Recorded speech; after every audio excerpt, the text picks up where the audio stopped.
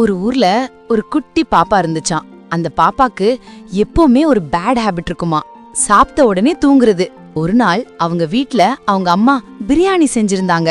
அத சாப்பிட்ட உடனே வயிறு நிறைஞ்சிருச்சான். நிறைஞ்ச உடனே கிறக்கமா இருந்துச்சான். அந்த கிறக்கத்திலேயே போய் தூங்க போயிட்டா.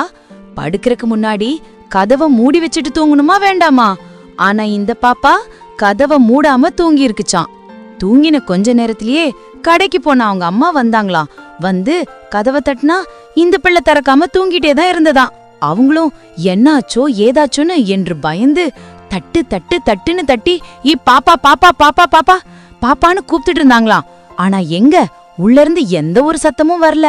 அவங்க பயந்து போட்ட சத்தம் கேட்டு பக்கத்து வீட்ல உள்ள எல்லாரும் ஓடி வந்து கதவை தட்டு தட்டுன்னு தட்டி எந்திரிமா பாப்பா பாப்பா பாப்பா கதவை தரமா அப்படின்னு சொல்லி தட்டினாங்க.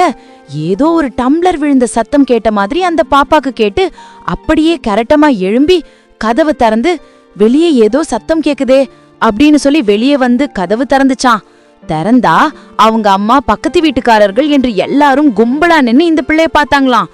இந்த பாப்பா தூக்கு கலக்கத்துல ஏதோ நம்ம வீட்டுக்கு விருந்தாளிங்க வந்திருக்காங்க அப்படின்னு நினைச்சிட்டு என்னம்மா அப்படின்னு சொல்லிட்டு உள்ள போனா. அப்ப அவங்க அம்மா உள்ள போய் ஏய் இப்படி அடி தூங்குறது என்று அவளை அடி கொடுத்தாங்க. எல்லாரும் எப்படி பயந்துட்டோம் அப்படின்னு சொன்னாங்க.